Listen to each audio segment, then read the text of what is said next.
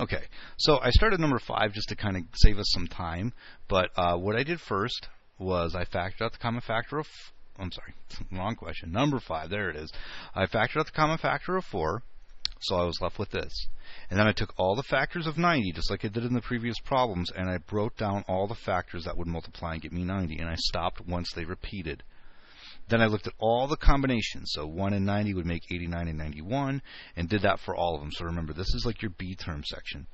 So we're looking for a positive 1 up here. So right here, 9 and 10, that's where I got my 1 from. So that's got to be my factors in the next part. 2 sets of parentheses, put an n in each one, put a 9, and put a 10. So just like before, I got a negative C term, and I got to make a positive B term. Well, not like before, but I have a negative C term, so I got to say one of them's got to be negative and one of them has to be positive, because these are going to make that negative 90.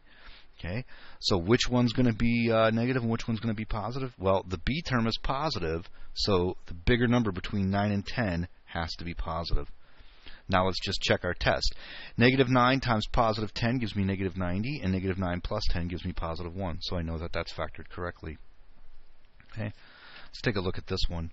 Question number 6 is a special problem. Question number 6 is what they call a difference of squares. If you're paying attention and you're looking, you can notice that this is missing its B term. But that's okay, because you can put a B term in. You can put 0 in. And I always put the variable in with it, so that way I know that that's my acting B term right there. Minus 100. So I'm looking for the factors of 100 that would combine and give me 0. So you can make your list. If that helps, make your list. I think once you get the hang of it, though, I don't think as many people will have to do that. So my B term I'm looking for here is 0. That's a weird looking B. B term 0. So I got 1 and 100. That would make 99 or 101. So that's no good. 2 and 50. 48 and 50. 2. 3 doesn't work. 4 and 25 is 21 and 29. 5 and 20 is 15 and 25.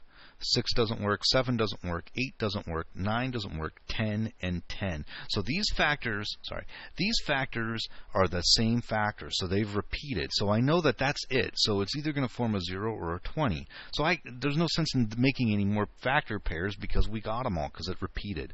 So either they're going to flip or they're going to be the same thing, and you know you're good. So my factors here, put an R, put an R, put a 10, put a 10. One of them's positive, one of them's negative. It's a weird looking way I wrote that. I'm sorry. Let me make it a little neater. R is negative 10, like that. R minus 10. So positive 10 times negative 10 gives me negative 100, and 10 minus 10 gives me 0. So I know I'm good. Okay. Now let's take a look at this one. This is one of the problems I was showing you. So let's take a look at this. This has got an A term of 1, it's got a B term of negative 5, a C term of 6. So I'm looking at my C term of 6. I got 1 and 6 would combine to either make 5 or 7. People might say, hey, that's it, we got our 5, but let's keep looking at other factors. What about 2 and 3? That would also make 5. It would also make 1. So I've got to consider both of these and see which one's going to work. Only one of them is going to work. So keep that in mind. Only one of these are going to be appropriate here. So let's just see if we can figure out which one's going to be the one. Put a V, I put a V. Okay, so I have, let's just start with 2 and 3.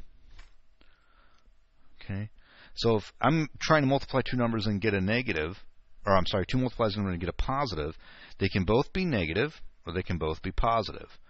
Negative 2 minus 3 gives me negative 5, so I know that's good. But let's just consider if I made it positive. 2 times 3 gives me 6, but 2 plus 3 would give me positive 5, so that's no good. So the answer, just to reiterate, is negative 2 and negative 3. But I want to show you why the other ones don't work. So let's take a look.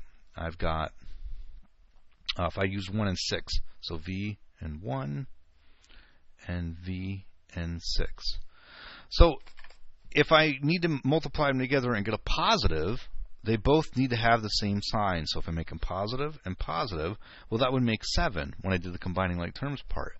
If I made them both negative, it would make negative 7. So I know, that's why I'm saying, I know that this is the correct answer. But they both had a B as 5. That's what I'm trying to show you. You've got to pay attention. You've got to write all of them sometimes and make sure, really test it. Then the final, the easiest type of problem is this guy up here. He's missing his C term. Now, instead of adding a 0 in there and making the problem really hard, because the fact anything times 0 is going to give you 0, so we don't want to make two sets of parentheses like we did on all the rest of these. What we want to do is just look for a greatest common factor. A greatest common factor, the number part would be 1, but the variable part, since they both contain an m, is just m. So that's it. So technically, yeah, you could say you could set up two sets of parentheses and put an m in one of them and an m minus 9 in the other. But most problems and multiple choice problems aren't going to have it like that. Most of the time, I've seen it written like that. So that's all there is to it. You're just looking for a greatest common factor. So hopefully some of those examples will help you. I try to give you an example from each type. If you have any questions, feel free to come in and we can talk.